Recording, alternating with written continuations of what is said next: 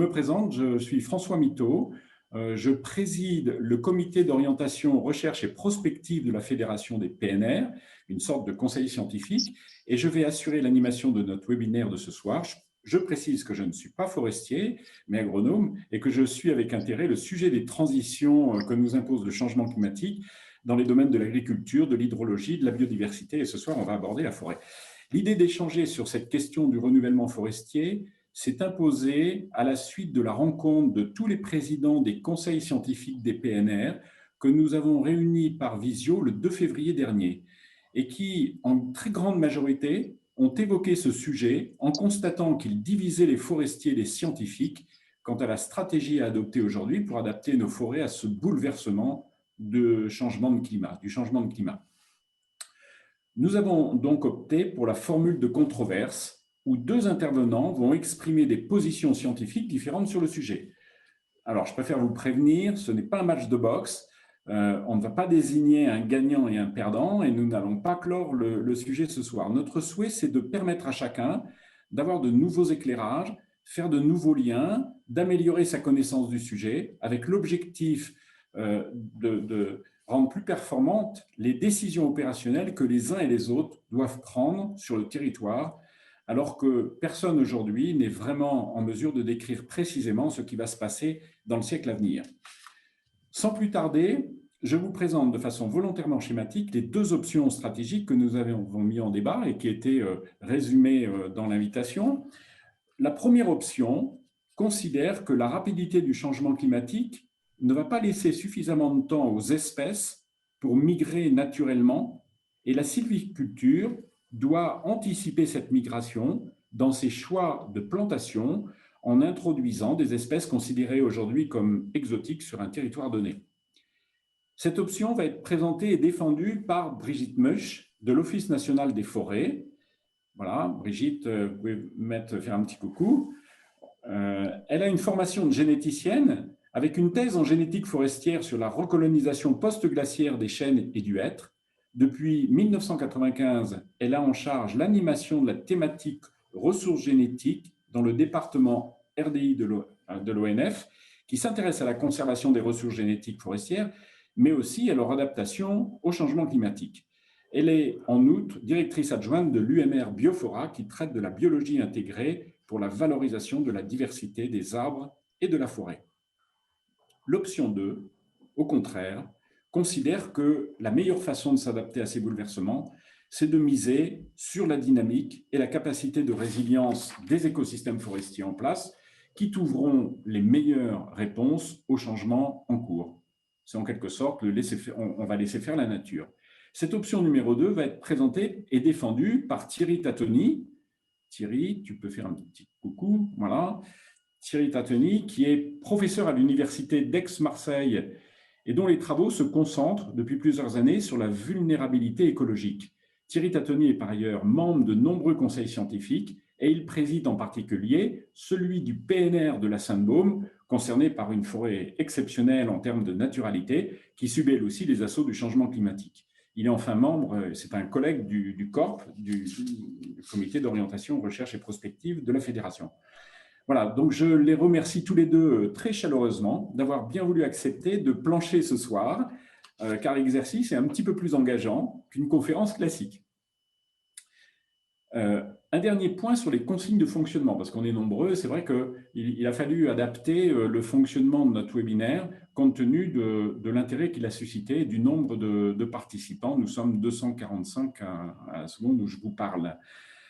Alors, vous allez être frustrés, mais vous n'allez pas pouvoir questionner directement les intervenants parce qu'il a fallu trouver une solution pour réguler un petit peu les questions et éviter la pagaille. Et nous allons donc utiliser, comme Marc Lutz vient de l'indiquer sur le chat, nous allons utiliser le chat donc pour relayer vos questions. Nous avons deux modérateurs de chat, Marc Lutz qui va être le relais des questions qui s'adresse à Brigitte Meusch pour l'option numéro 1 que j'ai présentée tout à l'heure, et puis Marjorie Jouan. Marjorie, tu peux faire un petit coucou, voilà, qui va être la modératrice et qui va faire le relais des questions en direction de Thierry Tatoni pour l'option 2. Voilà, nos deux modérateurs vont essayer de regrouper, hiérarchiser vos questions, mais aussi, si cela est possible, de nous donner la tonalité de vos interventions écrites. Voilà, pour faciliter le travail des modérateurs, je vous propose donc, quand vous voulez poser une question par écrit, d'indiquer sur le chat, en tout début de message, si elle se rapporte prioritairement à l'option 1 ou à l'option 2. Voilà, j'espère que mon message est clair, mais ça va nous permettre de mieux organiser et d'éviter que ce soit la pagaille au niveau des questions. Voilà, je vous rappelle que vous avez pour ceux qui ne sont pas familiarisés avec le Zoom, vous avez un petit bouton en bas de l'écran qui s'intitule « Discussion » et c'est sur ce bouton que vous tapez pour saisir votre question. Voilà. Et puis, normalement, on a fermé vos micros. Il se pourrait, on a évoqué ça avec les deux intervenants, que on vous donne la parole éventuellement s'il y a des réponses qui peuvent appeler des compléments, parce que je pense qu'on a beaucoup d'experts dans notre assemblée. Voilà. Écoutez, sans plus tarder, hein, parce que c'est eux que l'on veut écouter, je vais laisser la parole à nos deux intervenants. Je vais laisser donc la parole à Brigitte Meuch qui va démarrer en exposant l'option 1 et je crois qu'elle a prévu un petit diaporama. Donc, on va partager l'écran et on va suivre ce diaporama. Brigitte, vous avez un quart d'heure. Bonjour, merci. Donc, je vais en effet partager mon écran avec vous tout de suite. Voilà, et je le mets en mode diaporama. Vous pouvez le mettre en mode diaporama.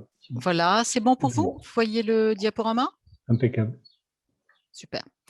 Donc, merci de m'avoir invité, de me donner cette occasion de m'exprimer devant tous les amoureux de la forêt, hein, qu'ils soient gestionnaires, forestiers ou simples personnes de la société. Hein. C'est quelque chose d'important de parler de forêt et toujours de forêt.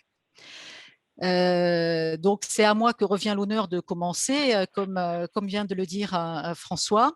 Et donc, je vais commencer en parlant de l'adaptation de la forêt au changement climatique et vous présenter une petite mosaïque de solutions. Alors tout d'abord, quelques éléments de contexte pour replacer le débat.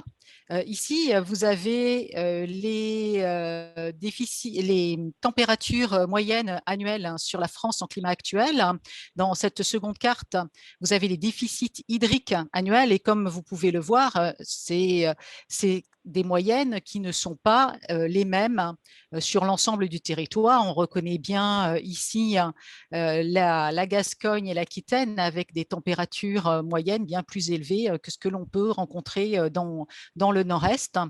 De la même façon pour les déficits hydriques qui sont bien moins marqués en zone de montagne ou en Bretagne que sur le bassin méditerranéen. Si maintenant on se projette à 30 ans, dans 30 ans, eh bien, ce que l'on voit en 2050 pour une projection et des scénarios de RCP 8.5, hein, c'est la RCP hein, sur l'émission de gaz à effet de serre sur laquelle nous nous situons actuellement, eh bien, nous avons dans les deux cas une France qui rosit et qui rosit bien sûr de manière générale, mais qui rosit pas tout à fait de la même façon partout et avec des rosissements peut-être un peu plus marqués, par exemple dans le nord-est.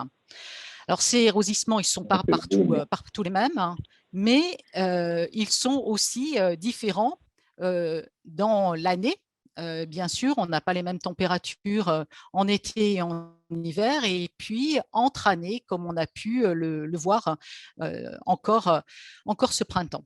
Pour le déficit hydrique, il en va de même. Bien sûr, cette répartition des pluies n'est pas la même sur toute la période de l'année. Et ce qui est important de se souvenir, c'est que ce déficit hydrique il va être d'autant plus marqué pendant la période de végétation des espèces.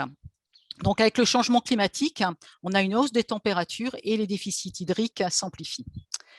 Un autre élément que je voulais voir avec vous, c'est les effets déjà notables de ce changement climatique sur la forêt. Ici, vous avez un graphique qui représente la productivité de nombreuses espèces forestières que vous connaissez.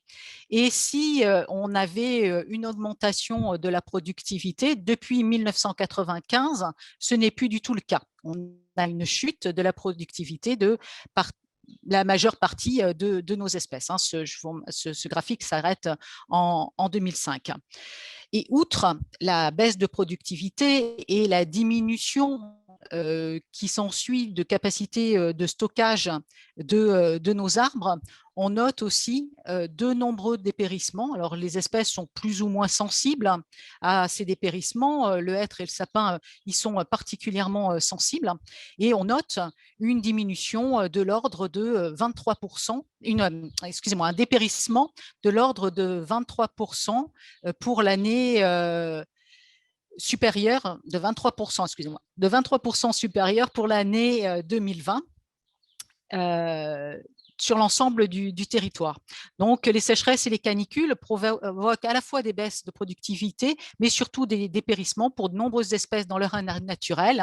Et les gestionnaires nous remontent actuellement des dépérissements aussi sur le chêne Cécile, et le département santé des forêts est à son chevet. Alors, toujours pour continuer sur ce préambule, je voudrais un petit peu cibler là sur le hêtre. Ici, vous avez la carte de compatibilité climatique du hêtre en France. Donc, cette carte représente les zones où le hêtre a un climat qui lui est favorable, en ne tenant pas compte des sols. Comme vous le voyez, cette carte est majoritairement verte, avec quelques zones en jaune ici où le hêtre est incompatible d'un point de vue déficit hydrique. Si je me replace là aussi dans 30 ans, avec toujours le même scénario d'émissions de gaz à effet de serre, eh bien, ce que l'on peut noter, c'est une augmentation très importante de cette part incompatible pour le hêtre à cause du déficit hydrique. Alors, les choses ne sont toujours pas les mêmes sur l'ensemble du territoire. Et si les traits de Chizé ou de la Sainte-Baume disparaissent, d'autres traits vont continuer à pouvoir se développer. Donc, en deçà de ces constats, la question qui se pose maintenant aux forestiers et à tous les amoureux de la forêt, c'est est-ce que les peuplements que l'on a en place vont pouvoir s'adapter au rythme actuel des évolutions du climat? Alors ici, vous avez un petit graphique qui vous montre la vitesse à laquelle les espèces peuvent migrer. Des espèces qui sont ici en ordonnée, donc les arbres, mais aussi des animaux. La vitesse d'évolution du climat en plaine, et on vous a placé ici les différents scénarios climatiques.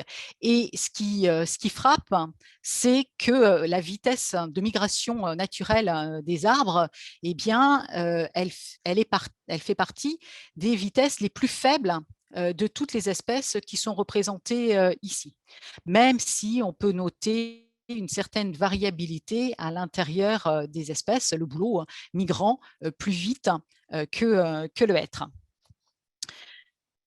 Et donc, ce qu'il faut retenir, c'est qu'il va falloir mettre en place des éléments et favoriser cette migration des espèces, parce que naturellement, comme le disait François, eh bien, la vitesse de migration des arbres forestiers est largement inférieure à celle de l'évolution du climat en plaine. Et cette course pour les arbres, elle est perdue d'avance. Alors, vous me direz, comment faire? Eh bien, je suis, comme l'a dit aussi François, je suis généticienne, et donc je m'appuie sur la génétique. Si l'on veut conserver les espèces en place et les écosystèmes qui sont associés, il va falloir évoluer. Il va falloir évoluer pour rester adapté. C'est ce que Van Allen expose dans le paradoxe de la Reine rouge. Et c'est ce que nous connaissons actuellement, par exemple avec le Covid, qui évolue pour rester toujours la pandémie que nous connaissons. Eh bien, on est exactement dans le même processus d'évolution rapide sous l'effet de la génétique. Et donc, pour cela, comment résoudre cette équation ? Nous, forestiers, comment mettre en place les conditions nécessaires pour faire émerger cette diversité? Comment favoriser ces processus naturels? Eh bien, nous avons un allié de choix qui est la biodiversité. Je devrais dire peut-être plus les biodiversités, que ce soit la biodiversité contenue dans les écosystèmes forestiers, qui sont de véritables mosaïques d'espèces, de milieux, avec des bois morts, avec des espaces non gérés et des espaces gérés durablement. Nous avons la biodiversité des espèces. Juste à titre d'exemple, nous avons plus de 450 espèces en Europe. Et puis, la diversité génétique. Diversité qui est souvent mal connue, mal appréciée des forestiers de manière générale. Et cette diversité, elle est essentielle parce que c'est elle le moteur de l'évolution des espèces. Cette diversité, comment on peut l'appréhender, comment on va pouvoir la faire fonctionner et évoluer, c'est toute la question qu'on peut se poser maintenant. Et juste sur ces deux images, si vous vous demandez comment vous pouvez apprécier cette diversité, eh bien, c'est juste le moment actuellement en forêt ou même dans les parcs. Vous verrez que deux arbres de la même espèce ne mettent pas forcément leurs feuilles en même temps. Eh bien, ça, c'est la diversité génétique qui s'exprime et c'est ça qu'il faut que l'on conserve. Donc, comment favoriser les processus évolutifs? Eh bien, la première chose, c'est qu'il va falloir reconstituer les trames écologiques, parce que si on veut pouvoir migrer, il faut qu'on puisse le faire dans de bonnes conditions. Ici, vous avez la carte la carte de France avec des écosystèmes. Enfin, vous me voyez, rouge, c'est les zones qui sont fortement anthropisées et où on a pu la possibilité d'avoir ces trames vertes qui nous manquent. Et si nous voulons que les espèces et les écosystèmes migrent naturellement, il va falloir, c'est cela à moyen et à court terme, eh bien, il va falloir reconstituer cette trame en plantant, par exemple, quelques îlots forestiers pour que les espèces puissent migrer. Parce que l'avenir de la Bretagne, eh bien, il se situe ici actuellement. Donc, recréons des trames pour que les écosystèmes forestiers de Gascogne puissent rejoindre leur nouveau port d'attache qui est la Bretagne. Recréons ces trames pour favoriser la migration. Un deuxième élément, mais ça, dont je voulais vous parler, c'est que cette diversité très importante que l'on a chez les arbres forestiers, elle est due aussi à des aires de répartition des espèces très larges. Ici, vous avez l'aire de répartition du hêtre et en particulier, ce qui est représenté ici, ce sont les peuplements en fonction de leur niveau de déficit hydrique. Plus les points sont bordeaux, plus ce déficit hydrique est marqué. Et comme vous pouvez le voir, les conditions pédoclimatiques dans lesquelles se trouve le hêtre dans son aire de répartition ne sont pas toutes les mêmes. Et vous avez ici des peuplements en fort déficit hydrique. Ces peuplements, ce sont de véritables réservoirs de ressources génétiques adaptées à des conditions de déficit et de sécheresse très contraints qui vont pouvoir être apportés pour diversification à nos peuplements de hêtres qui sont ici en France, par exemple. Donc, utilisons Brigitte, plus que 2 les minutes. provenants. Oui, utilisons les provenances qui sont dans des conditions de déficit hydrique très marquées pour enrichir la diversité génétique. Dernier point sur lequel on peut s'appuyer, eh bien, ce sont les complexes d'espèces. Ici, vous avez deux chaînes, chaîne pédonculée et chaîne sessile, qui appartiennent à deux espèces différentes. Et pourtant, ces deux chaînes qui sont côte à côte dans cette parcelle forestière échangent des pollens. Et les forestiers et les gens qui aiment la nature le savent bien. On a des formes de feuilles chez nos chênes blancs qui sont fort différentes. Ici, le chêne tausin, par exemple, est fort différent du chêne que l'on trouve ici. Mais il y a aussi toute cette gradation de feuilles avec des formes plus ou moins différentes qui sont la preuve de l'hybridation qui existe actuellement chez les arbres forestiers. Et cette hybridation, c'est vraiment un moteur qui permet aux espèces de conserver une diversité génétique forte. Donc, misons aussi sur le complexe des espèces. Alors, pour conclure, puisqu'on me demande de conclure, bien sûr, il y a énormément d'incertitudes qui demeurent. Mais une chose qui est sûre, c'est la vitesse de ce changement climatique. Et je trouve que l'application qui vient d'être proposée par Google, ce time-lapse, je ne sais pas si vous avez eu le temps de la voir, mais qui montre à quelle vitesse la mer d'Aral a reculé, la calotte glaciaire est en train de fondre, est vraiment très marquante. Et il faut vraiment que nous agissions pour recréer les trames écologiques, pour utiliser des ressources génétiques qui sont mieux adaptées et pour miser aussi sur la diversité au sein des complexes d'espèces. Alors, ce ne sont que quelques solutions parmi d'autres, mais osons conserver et amplifier la diversité parce que c'est d'elle que naîtra une partie des solutions. Je vous remercie. Merci beaucoup, Brigitte. Je vous propose d'enchaîner sur la deuxième présentation. Donc, Thierry, je te laisse la parole et on te laisse partager l'écran avec ton diaporama. Ok, merci. Je m'y colle tout de suite. Je vous affiche en plein écran. Est-ce que vous avez qu'une diapo ou deux diapos à l'écran?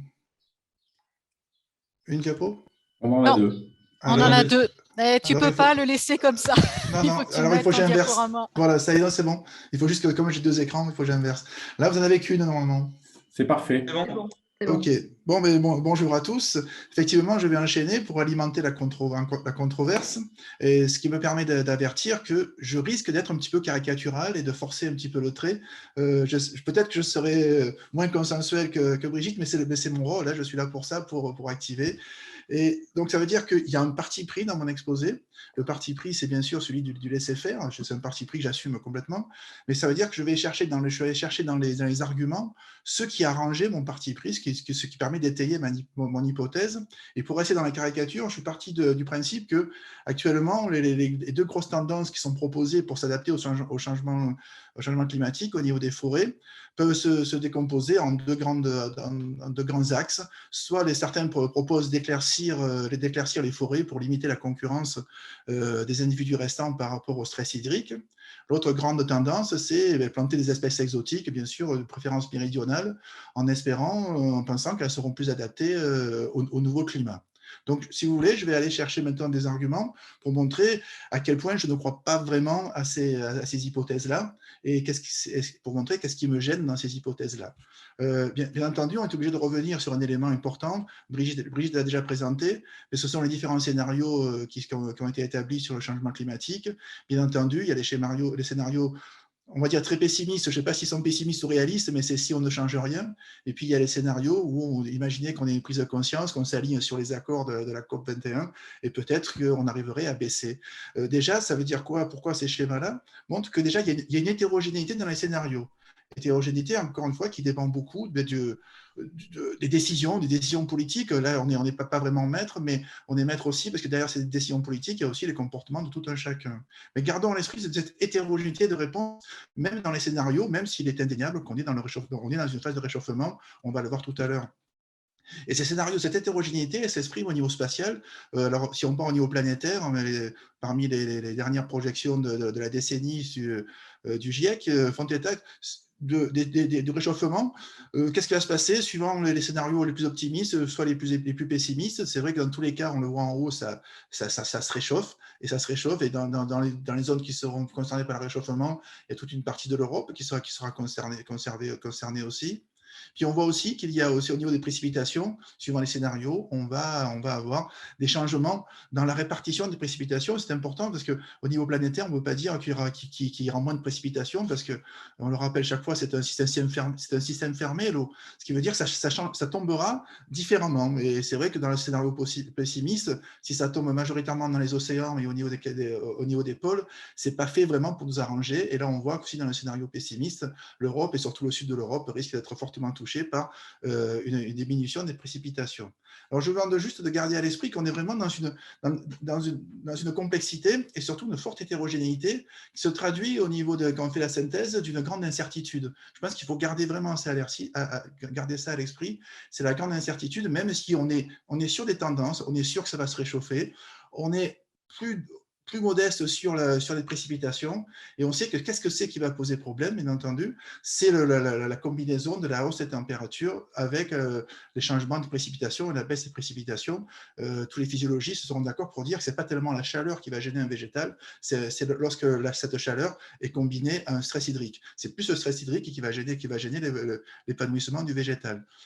Autre chose qui va être aussi embêtant, et on va y revenir, c'est les changements dans les régimes des précipitations, avec des périodes plus sèches un petit peu plus grandes, ce qui veut dire que sur l'année, on peut avoir le même nombre de précipitations, même quantité, mais ça va se répartir différemment, avec des grandes périodes de sécheresse, et peut-être aussi des périodes plus restreintes, mais de grosses précipitations.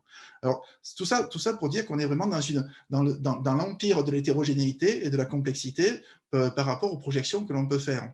Et pour illustrer ça, je suis allé chercher quelques graphes qui montrent que effectivement, on est sur une augmentation de la température, mais ce qui est intéressant, c'est au-delà des tendances, c'est voir l'hétérogénéité de cette augmentation. Ça veut dire qu'il peut y avoir des pics hauts, des pics bas, et pour aller sur un terrain que je connais bien, mais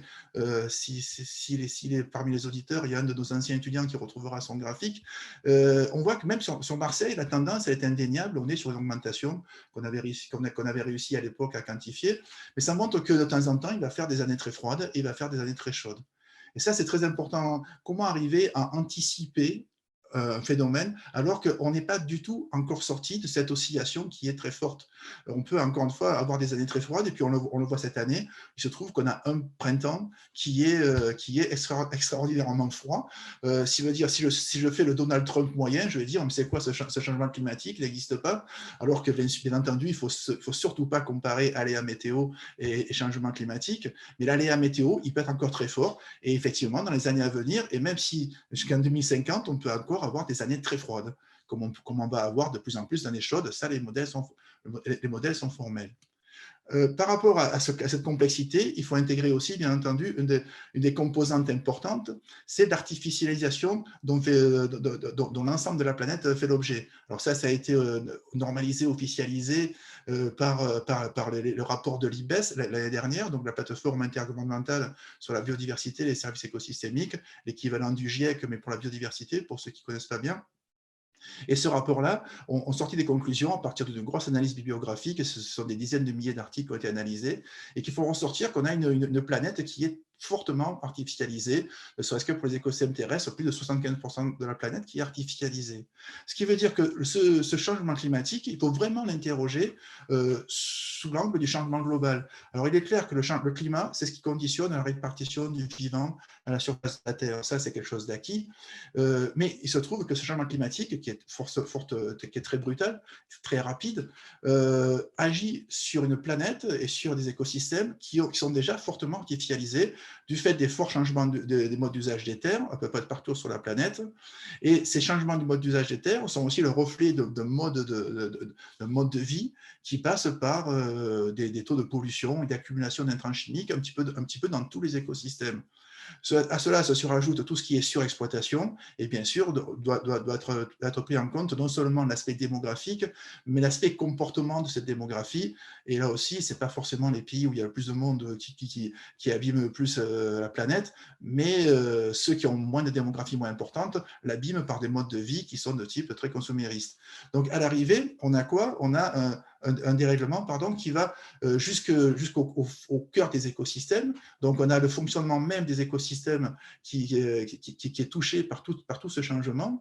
Et ces changements d'écosystèmes se traduisent aussi par des menaces fortes sur la biodiversité. Et le fait que la biodiversité commence fortement à s'éroder aussi, là aussi, les modèles sont formels.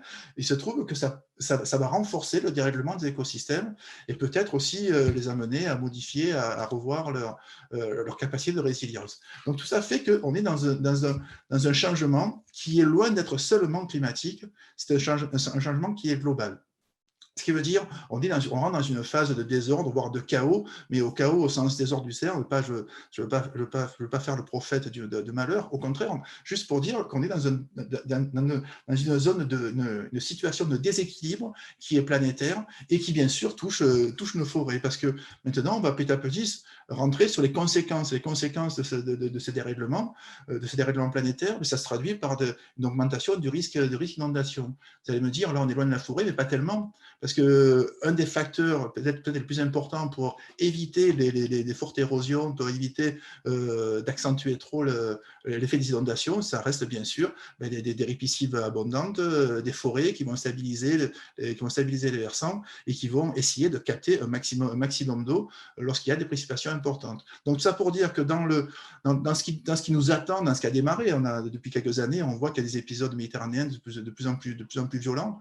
Par rapport à ce qui nous attend, on a tout intérêt à conserver le maximum possible la forêt dans son intégrité fonctionnelle. Autre conséquence, c'est par rapport au risque incendie. Là aussi, alors là, j'ai juste pris une illustration que j'ai empruntée au grec PACA. Alors le grec PACA, juste un petit mot, parce que vous avez vu qu'il y a pas mal de diapos qui viennent du grec, c'est le groupement régional sur l'évolution du climat. C'est notre GIEC à nous, en PACA, qui font un travail remarquable pour essayer de sortir des résultats sur le changement climatique à un niveau qui est un niveau territorial, et régional et territorial. Et là, dernièrement, je prends cette photo pour dire qu'il commence à y avoir des zones qui brûlent. Là, on est dans les Alpes-de-Provence, des zones qui brûlent alors qu'elles ne brûlaient pas avant. Donc là aussi, il y a une interrogation par rapport à la fragilité de la forêt et ce risque incendie qui remonte en latitude et qui remonte en altitude. Ce qui veut dire qu'il faut faire attention dans toutes les pratiques que l'on va mettre en place de ne pas accentuer ce risque incendie. Et si on passe par exemple par une ouverture un petit peu trop forte des milieux, on risque d'accentuer l'effet de sécheresse au niveau du sol, d'accentuer la réponse des broussailles et de la strate herbacée, et ça peut aussi modifier complètement dans le mauvais sens, le risque incendie et favoriser encore plus l'incendie. Donc j'insiste là-dessus aussi. Et puis c'est vrai qu'il y a des conséquences, Brigitte en a parlé, il y a des conséquences sur le dépérissement.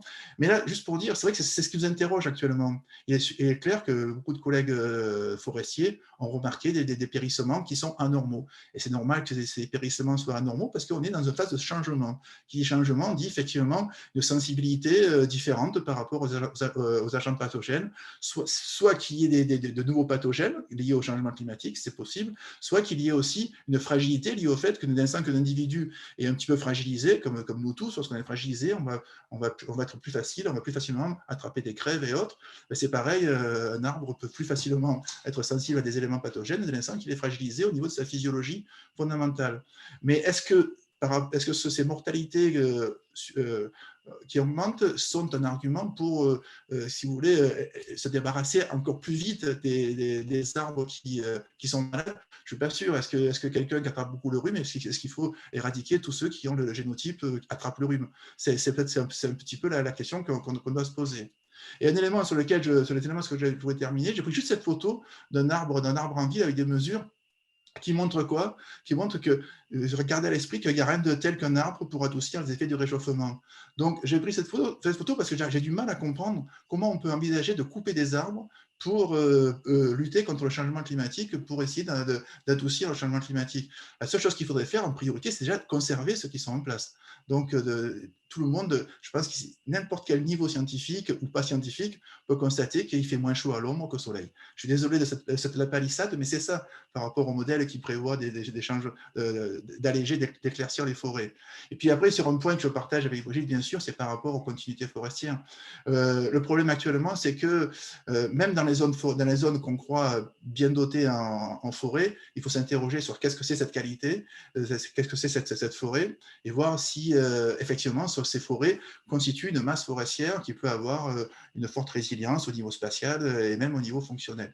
Et là, du coup, c'est un petit travail qu'on a fait il y a quelques années pour rendre compte des continuités forestières. Au plus on va vers les gris foncés, au plus ça veut dire qu'on a une continuité qui est importante. Et dès l'instant qu'on s'éloigne de ces cœurs d'habitat forestier, on a des continuités qui sont un petit peu moins fortes.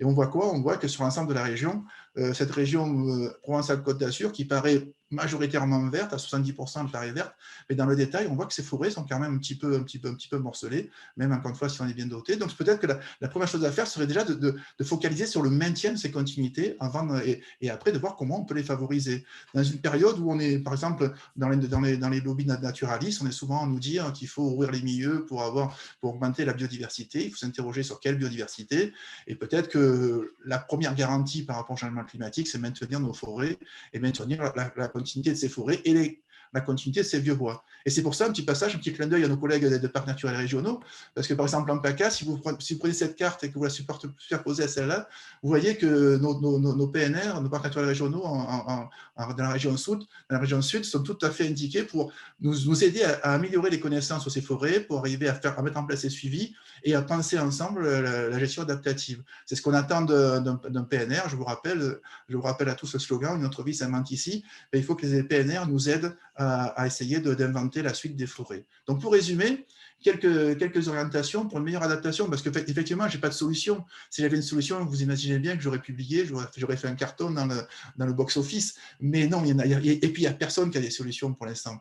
Donc il faut essayer de voir sur quoi on peut se raccrocher. La première chose que font les recommandations, il y a un groupe de travail qui a été fait, qui s'est réuni sur Marseille il y a quelques années, il y a 2 ans, et qui disait, j'ai pris en rouge ce qui me paraît le plus important, privilégier les solutions fondées sur la nature. Ça, c'est la première chose. Et puis favoriser les actions sans regret. Attention de ne pas partir dans des chantiers qui pourraient après nous enquiquiner par rapport à ce qu'on a fait. On y reviendra dans les débats, si vous voulez, par rapport à ça.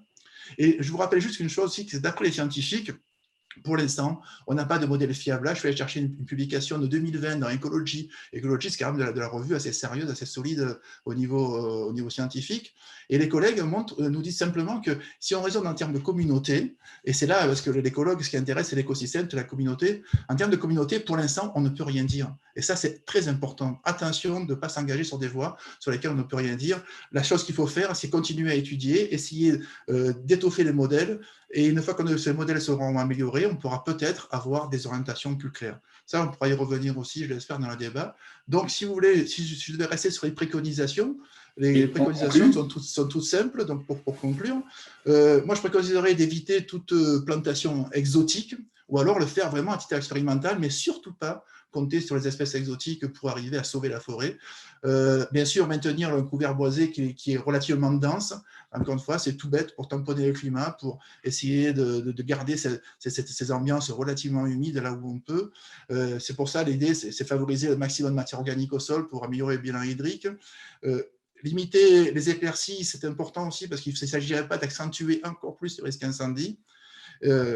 Et bien sûr, développer les continuités forestières et quelque part sacraliser les vieux bois, se faire l'idée qu'une forêt, ça peut vieillir, ça a le droit de vieillir, ça a le droit de mourir de sa belle mort, et en mourant de sa belle mort, elle alimente considérablement en matière organique l'écosystème, et on a besoin de matière organique dans les écosystèmes.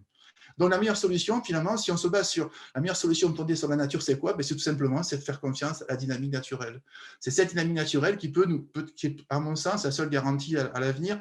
On a vu dans tout l'Ouest, en Bretagne, il n'y a pas de forêt, mais il y a surtout beaucoup d'agriculture. Si on arrive à laisser un petit peu de tranquillité à des friches de s'épanouir, les successions maintenant végétales qui vont se faire de maintenant, elles vont arriver à une forêt qui sera adaptée au nouveau climat. Donc, faisons confiance à la dynamique naturelle. Et puis, de manière un petit peu plus philosophique, un petit peu plus, prendre un petit peu de recul, peut-être ça serait bien d'arrêter de croire ou de faire croire que tout est réparable. Si on fait croire qu'on peut s'adapter, ça veut dire qu'on n'ira jamais sur les scénarios optimistes du GIEC, on ira sur les scénarios les plus pessimistes. La nature, il faut aussi lui faire confiance et aussi se remettre à notre place. Il y a des choses qu'on ne maîtrise pas et les dynamiques naturelles, il faut peut-être un jour réaliser qu'on ne peut pas les maîtriser et ça changerait peut-être beaucoup de choses par rapport à l'état actuel de la planète et de la société. Merci de votre attention à tous. Très bien, merci Thierry. Écoutez, merci à vous deux. Je pense qu'on a bien compris les deux variantes dans la stratégie.